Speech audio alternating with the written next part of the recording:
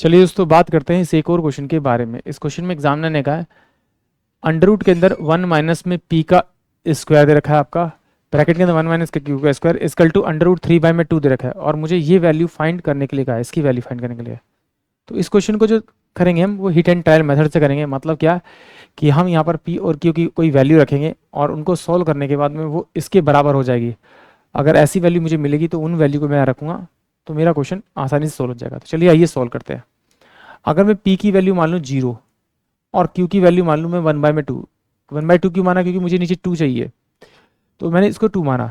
तो ये मेरे पास 0 हो जाएगा, तो ये 1 बचेगा और ये कितना हो जाएगा अंडर रूट के अंदर आपका, यानी कि 2 दूनी 4 बटे में 2 दूनी 2, यानी कि 1/2 यानी कि 1/4 हो जाएगा। सोल्व करूंगा तो 3 में आपका 4 आएगा, यानी कि अंडर रूट 3/2 इसकी वैल्यू आ रही है। यानी क्यू की जो वैल्यू मिली है मुझे वो मिली है आपकी 1 में आपका 2 और पी की जो वैल्यू मिली है वो 0 मिली है इसे रखने से।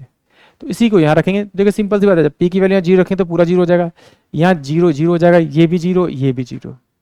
तो अब यहाँ अंडर रूट के अंदर दे रखा है आपका 2 इंटू में क्यू की वैल्यू कितनी 1/2, तो मैं लिखता हूँ इसे 1 में आपका 4 प्लस में ये अंडर रूट के अंदर है 2 इंटू में आपका कितना हो जाएगा क्यू की वैल्यू 1/2 यानी 1/4। इससे ये कट जाएगा, इससे ये कट जाएगा, तो यानी कि 1 में अंडर रूट में 2 आ जाएगा प्लस का 1 में अंडर रूट में 2 आ जाएगा। तो इन दोनों को जोड़ेंगे तो 2 अपॉन में अंडर रूट में 2 आ जाएगा। नीचे रूट छोड़ते नहीं है तो √2 से ऊपर मल्टीप्लाई करेंगे, √2 से मल्टीप्लाई करेंगे तो ये हो जाएगा 2 रूट में आपका 2। और जब दो रूट आपस में मल्टीप्लाई करते हैं सेम वैल्यू वाले तो रूट से बाहर आता है, तो इसका मतलब आ जाएगा अंडर रूट में 2। इस क्वेश्चन का करेक्ट आंसर होगा यानी कि ऑप्शन बी। आई होप आप सभी को क्वेश्चन समझ में आया होगा।